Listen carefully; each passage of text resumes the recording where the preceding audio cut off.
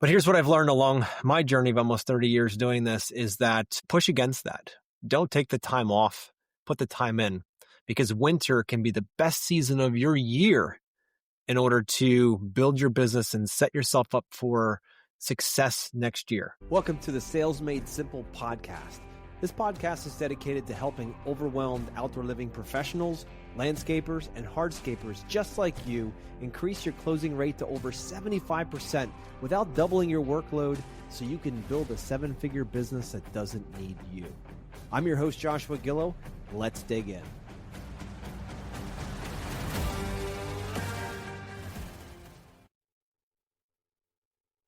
Man, what another great year, right?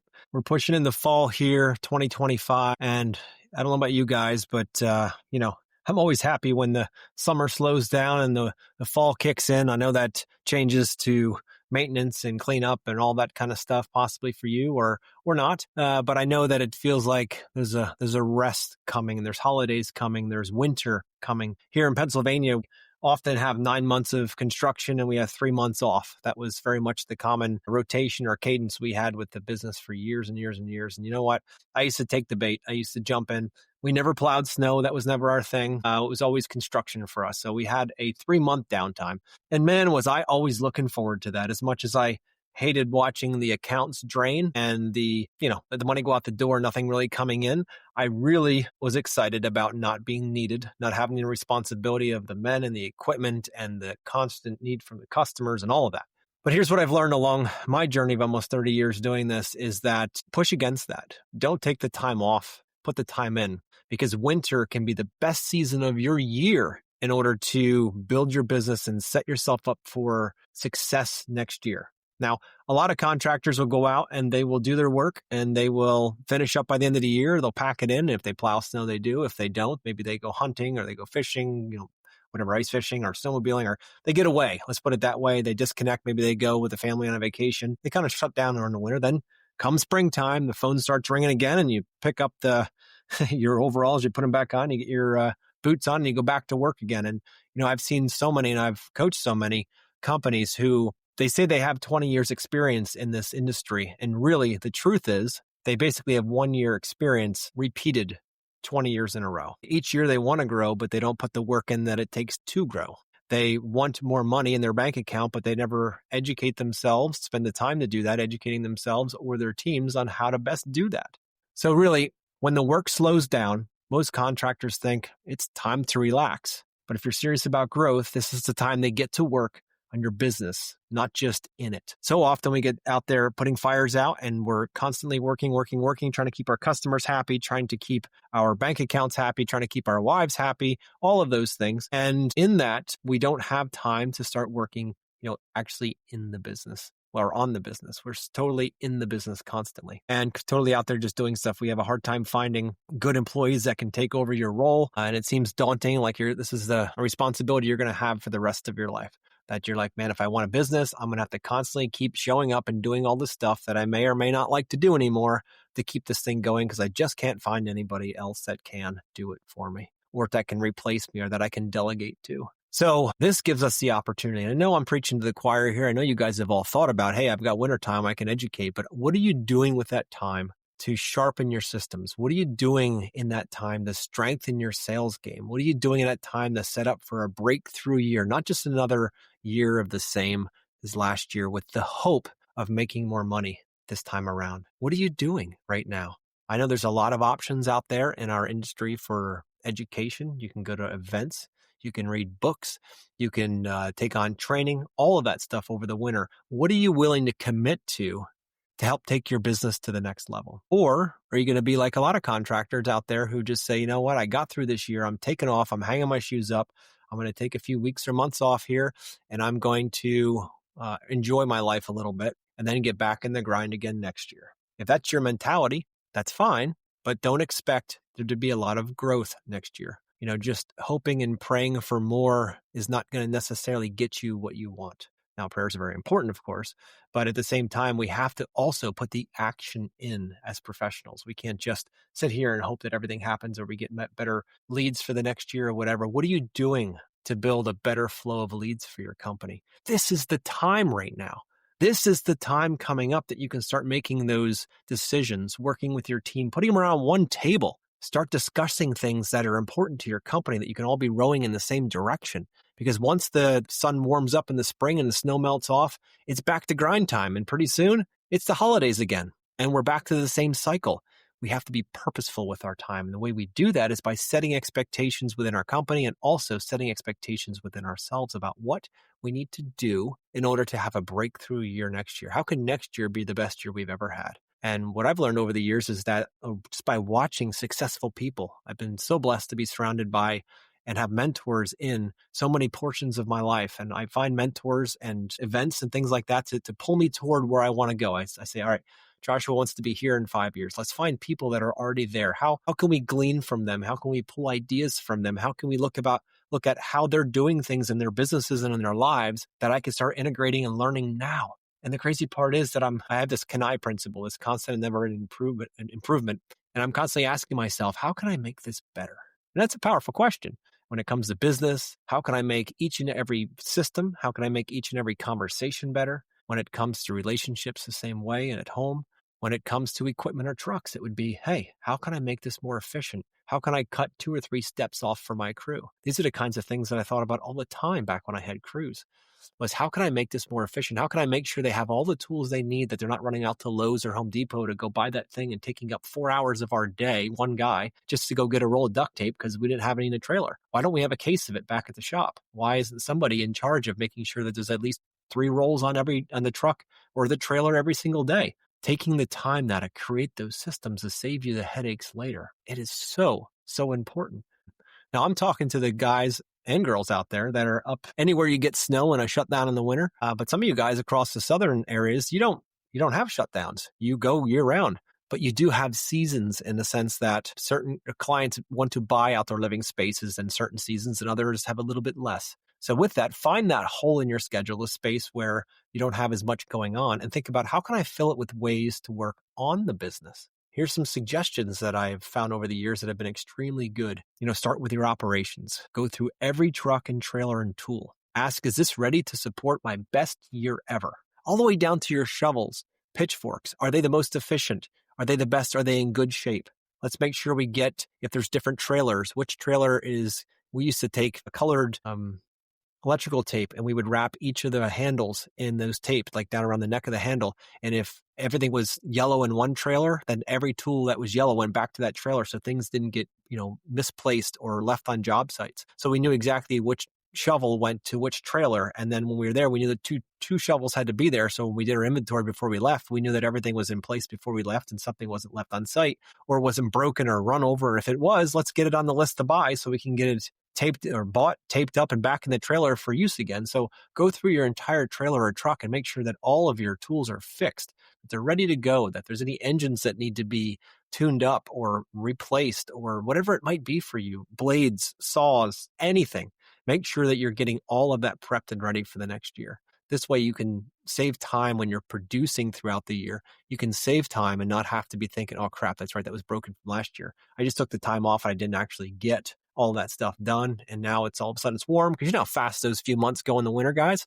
They go fast, so much faster than summer, it seems at times. Next is to create simple SOPs for your crews to move faster, right? That's at the end of the day, if you have clarity, if you can keep it very clear for your employees and your team members, creating processes. This is how our company works. Your crews are going to move faster and make fewer mistakes if they know what's expected of them. That's really what it is. Constantly making it easier. But don't do this on your own, owners.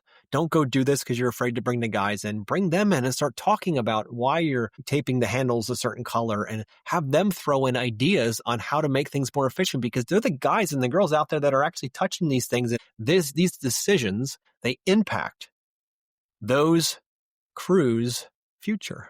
And think about it. How hard is it to force somebody to follow your rule or your want for them when you tell an employee, hey, you know what, you've got to mark each shovel with tape and put it in the right place or you're going to be fired or you're going to get docked or whatever it might be, forcing somebody into following. Or whether they're sitting there and you ask a question like, hey, how could we make sure that we get the right tools back in the right trailer? And then let the team start talking about that. Well, we could do this and this and this and just let them move through it. Then you could suggest, what if we if they don't come to it on their own, of course. What if we just taped up the handles with a different color and know that that trailer is always yellow and that trailer is always red? Could that work? Yes, that'd be great. Who wants to head that initiative? And somebody raises their hand and off they go taping things up. You're going to have a much better follow through, and you can build that's as simple as building SOPs is.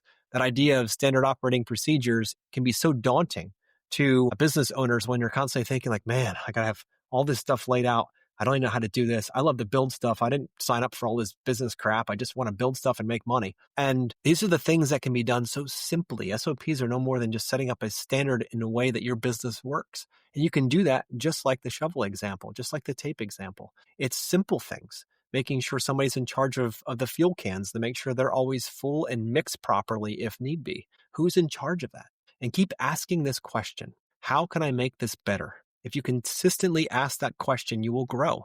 That is a question that the growth mindset in the Kanai principle, growth mindset encompasses, always thinking about how can I make this better? Now, you go from your equipment to your team meetings and even your project handoffs. Every touch can be improved. Sit down with your team during these times when things are slower. Sit down with them this winter and say, guys, look, we did great last year, or we didn't do that well last year, or we just broke even, whatever it is for you, and think, okay, team, how can we streamline what we're doing? Where is the fat? Where can we cut the fat at? And you're going to be amazed if you bring your team on and have a conversation around this, how they're going to bring ideas to the table that you never even thought about. Man, they are so much more in the game than you think they are. And their ability to see and potentially even streamline some of your operations is going to be huge. And by asking that question, how can we make this better? And instilling that in your team, you create a team of people constantly looking for ways to make your business better. I mean, what else do we want as owners than that? Instead of it just being us trying to figure out how we can make things better, how we can make more money, how we can work a little less, how we can empower our teams with more responsibility and delegate more off our plate. Imagine if you had this opportunity to have them be part of that growth. That secret question, how can I make things better? If you do that year over year, your growth is going to be crazy. It's amazing how that works because you're starting to put that sense into their mind. You're starting to put that into their brains where they're thinking like, man, this is good. My boss, my mentor, my whoever the relationship is, wants me to constantly think and throw ideas into the kitty here. I wonder if you'd listen. And sometimes, let's face it, business owners, sometimes you've already thought of these things, but you've had a hard time getting your teammates to implement them. So the way you get around that is by knowing that that's the fact and go in and ask them how they would solve the problem. And potentially you can lead them back to your idea or to the best idea, because it doesn't have to just be yours. Oftentimes your teams have ideas that are very valuable. We have to be very careful that we're not trying to overpower them because we're the boss and they're the teammates and the employees. Also, next, this is a huge one. Shift into education and expansion. What skill or systems do you need to improve before spring? We see it all the time when it comes to qualifying leads. Learn how to qualify them like a pro. So often we get so excited to see that phone kicking up in the spring and all those calls, we finally feel like, wow, I was holding my breath all winter. Now it's finally happening again. The phone's not broken. I mean, there's times I'd actually call my own phone to see if it worked because it wasn't ringing. And then all of a sudden it comes in one big push like it does every year, right? One big push. But what are we going to do in the spring when everything now, we have it dialed in, we're focusing on growth, and we get to a point where the phone starts ringing and everything goes to chaos again. We're right back down to chasing every lead again. We're right back down to, yes, Mrs. Jones, I'll be out tomorrow. And then pretty soon that list gets further and further out. And you're like, man, I gotta think about it. How much time do I have for each customer? How fast can I get through the selling process to get them to say yes, to ink a check for me so that I can move on to the next one? And constantly investing time in people who aren't able to say yes because they're either way too early in their buying journey, or you just didn't ask them the questions that really unlocked the keys, unlock that lock for them to say yes to you, right? So it's a matter of how do I better qualify those leads so I know I'm spending the time with the right ones so I can have more time throughout the entire year to spend working on my business and not just wait until that time frame when you're slower, whether it's winter time or whatever it is for you guys, to start working on it. Working on your business is something that should be a weekly thing, a daily thing really, but at a minimum weekly if you want to grow. If you don't and you just want to own your job, then quit growing and just sit there and do what you've done forever and be that guy or that girl who has 20 years experience but truly only has 1 year experience repeated 20 times. Another thing to start considering is, how do you teach your teams how to stop selling features and start selling outcomes? This is a huge one that I go into deep in the Core 10 sales playbook, deep about the idea of how do we go from just logical selling to emotional selling? Because let's face it, ladies and gentlemen, the sale is not made on a logical purchase of another 400 square foot of pavers in their backyard. Most customers, they're not coming into the relationship to get that. If that was the case, you could bring a couple of cubes, put them on the backyard, mow around them. They'd have 400 square foot sitting on pallets. But that's not what they're looking for. They're looking for an emotional experience they're going to get from said patio. But if we come in there as vigilantes, as soon as they say, I need a patio, and you say, no problem, I'll get you a proposal on a patio, you're selling the feature. We need to be much more educated in how to help work on the outcome they're after, not necessarily the feature that they're asking for. Now, I go deep on that subject in the book and offer lots of ways to do that. And we'll get to that here in the future as the book gets closer to being finished. But really getting into, how do you sell? First, how do you qualify? And then once you have the right people in front of you, how do you help them to the best outcomes? Because when you're the one that does that, when you're the one that helps them get to where they want to go better than anybody else, the chance of you closing that project at a premium price significantly goes up. Significantly. So we need to work on that. There's nothing you can work on in the winter. How to improve your present value and set expectations is another thing they can work on. So much when it comes to expectations is lost based on what somebody else thought they were going to get. When your customer believes they're going to get so much more than what you painted the picture in your proposal for, or what you told them you're going to get, or you said you were going to include an extra bed in the proposal, and then it didn't get done. And then when it didn't get done, the next thing you know, the customer's like, well, man, I don't know what happened, because this is what they told me, but you don't remember that conversation. You just told them yes so you can get the project. They signed a check, and then you didn't do it. Next thing you know, the client's pissed off, and an otherwise great project turned into a complete one-star review and a disgruntled client. So it is very important for you to think about during this downtime, improve how you're presenting your value and how you're setting expectations through process and step-by-step systems, so your customer knows exactly what you're going to deliver each and every time, so you can minimize those awkward conversations and those change orders that you knew were change orders because the customer asked for that extra bed, but you said, yeah, I can take care of it, with this whole idea that you're going to charge them later for it, because of course nobody gets nothing for free. And then when you go back to that customer at the very end for your final payment, you say, look, Mrs. Jones, you owe me $5,000 for plus this $1,000 for the additional bed. And she says to you, what do you mean $1,000 for this additional bed? You said you could take care of it. I didn't know you were going to charge me for it. And now you've got a bitter client because you could have communicated better in the beginning. If you would have communicated better with a change order, she would have said yes or no to that. And when it came time to show her the final invoice, she'd be ready to stroke that $6,000 check, no problem. But if you don't have the guts to talk about numbers in the beginning, you're going to deal with the repercussions of that avoidance later in the conversation. So we can't assume that our customers know whenever they add is going to cost them more, because they A, don't know how much more, and then B, they don't know just how generous you are, because it's a landscaping project. Seriously, what's a little bit more mulch or a little bit more time?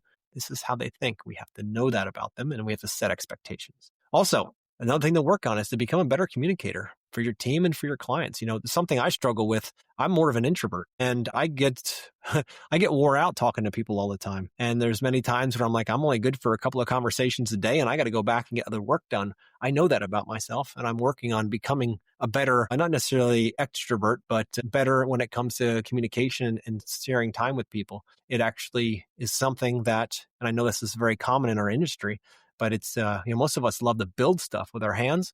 We're not really out there to just be conversationalists and be better communicators. That's not something that I was very privy to growing up. I didn't realize that in business, you had to become a great communicator, not just for your clients, but also for your team. If you want to lead them, you got to know how to communicate with them. And communication so often isn't about being the loudest. It's not about being the one in the front. It's the one that asks the best questions. And that's what I've learned from mentors of mine over many, many years. And when I watch them and why they're so successful in life, not just financially, but also spiritually and peacefully inside of themselves and health-wise and all that stuff, one thing I've learned is that they know how to communicate and ask great questions to get answers that help move them forward.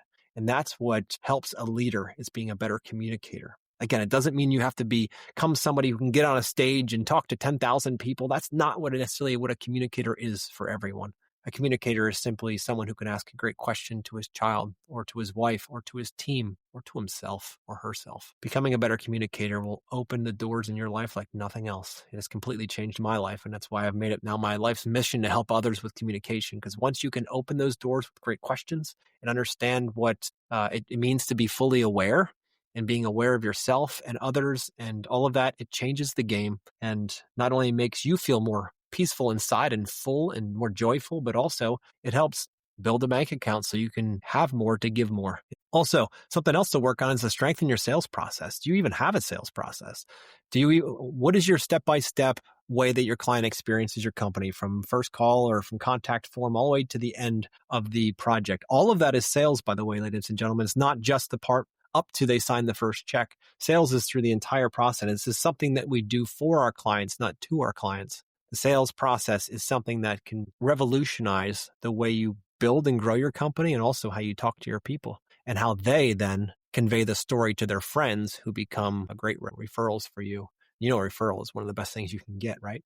So how are you strengthening your sales process? Are you building or refining your entire qualifying system? Or are you just going to use the same thing you've been using for years and hope for better results next year? Have you set up a clear script or flow or how to handle leads? Is there a way you could do that more efficiently? Have you trained your team to speak with clarity and confidence? Or are they kind of just winging it, doing it their own way each and every year, hoping like heck it's going to be different next year? Is it something that you're even considering? How do we make them more efficient? Because, you know, a salesperson, their objective is, yes, to make money, but it's also to win. They want to go out and they want to talk to customers and they want to have a way that they can win more often. And the side effect of that is the money they get. Plus, then you get to grow your company. And if you're the salesperson, it's a win-win together. So the more professional your communication, the more premium your projects, and the easier the close. So what I'm suggesting here, guys, is something you can take it or leave it. It's up to you. But invest in your people. Don't lose your top employees to boredom or side gigs because they don't know where the heck you're going or what you're doing, or that you're not even willing to invest in their education. This isn't just about you being the owner constantly out there learning.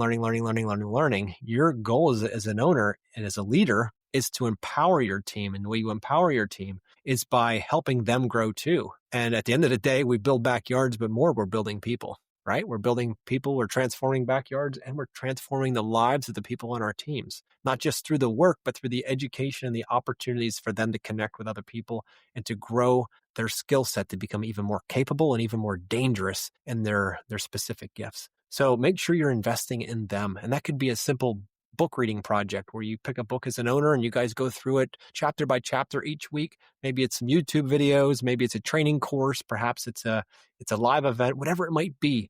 Realize that you have incredible people showing up each and every day to your business, and what they want to do is grow.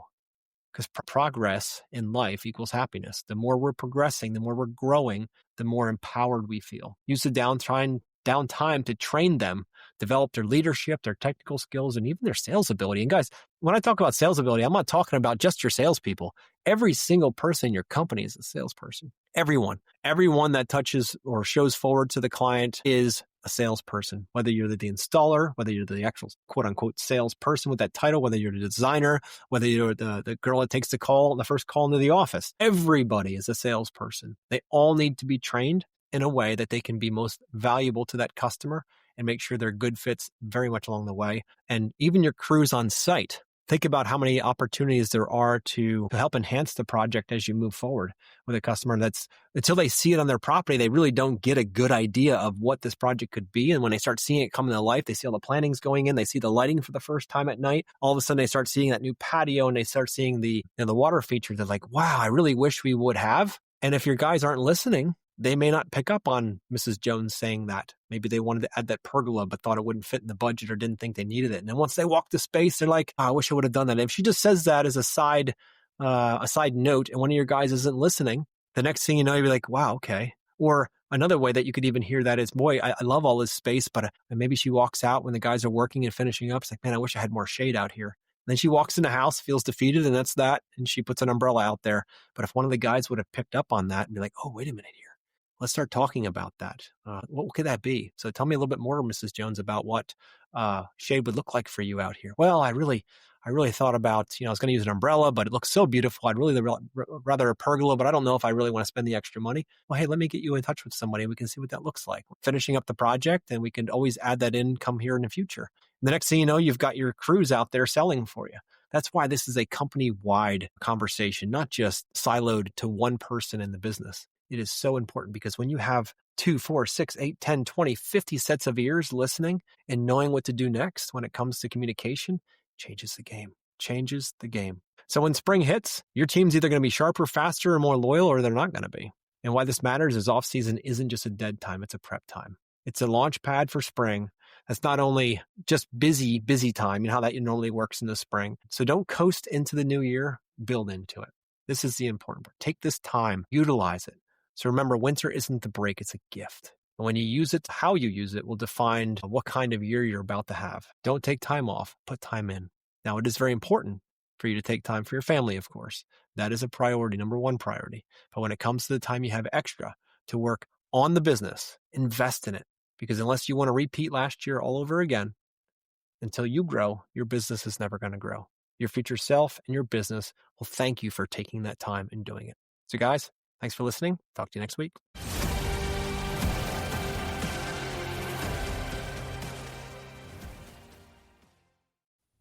What if you could close 75% of your projects without chasing, convincing, or dropping your price?